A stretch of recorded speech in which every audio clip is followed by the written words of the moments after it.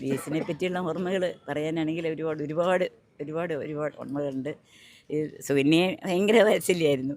അപ്പം ഞങ്ങൾ തൊട്ടപ്പുറത്ത് ഇപ്പുറത്ത് കേരള വർക്കിംഗ് മെൻ അസോസിയേഷൻ്റെ സെക്രട്ടറി എന്നുള്ള നിലയ്ക്ക് എപ്പോഴും ഞാൻ അവിടെ ഹോസ്റ്റലിൽ ഒക്കെ ചെന്നു. അപ്പോൾ ഒരു മതിലിൻ്റെ അപ്പുറമാണല്ലോ പ്രതിപക്ഷ നേതാവ് വരുന്നിടത്തോളം കാലം അപ്പുറത്തുണ്ട്. എല്ലാ കാര്യങ്ങൾക്കും ഓടി ചെല്ലുമ്പോഴൊക്കെ എൻ്റെ അടുത്ത് ഇവളുടെ കാര്യം ചോദിക്കും. സുകന്യ എന്ത് പറയണു, സുകന്യ ഇരിക്കുന്നു, കണ്ട ഉടനെ ആദ്യം ഇവളുടെ കാര്യമാണ് ചോദിക്കുന്നത്.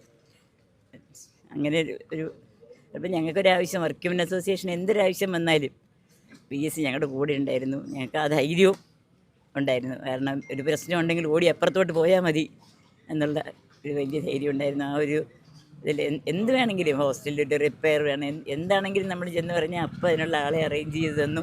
എല്ലാം ശരിയായോ എന്ന് പിന്നെ അന്വേഷിക്കും. നമ്മുടെ ഹോസ്റ്റലിലിരിക്കൽ പൊള്ളി അടുക്കളയിൽ എല്ലാവർക്കും ഒരു വെള്ളം വീണിട്ട് 2 പേർക്ക് പൊള്ളി. അപ്പോഴത്തേക്ക് പിന്നെ ഉടനെ തന്നെ ബെർണോൾ അങ്ങനത്തെ മരുന്നുകൾ എത്തിച്ചു. പിന്നെ അവരെ ഹോസ്പിറ്റലിൽ കൊണ്ടുവന്ന് അറേഞ്ച് ചെയ്തു.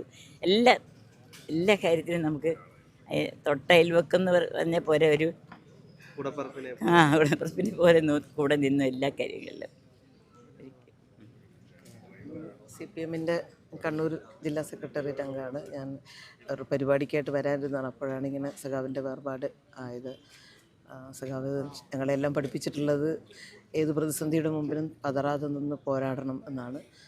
സഖാവ് സംസ്ഥാന സെക്രട്ടറി ആയിരുന്ന കാലത്താണ് SFIയിൽ ഞാൻ പ്രവർത്തിച്ചിരുന്നത്. അപ്പോൾ മുതൽക്കുള്ള അടുത്ത ബന്ധമാണ്. തീർച്ചയായിട്ടും സഖാവിൻ്റെ ആ സ്മരണകൾ അത് ഞങ്ങളെ കൂടുതൽ കരുത്തുള്ളവരാക്കും.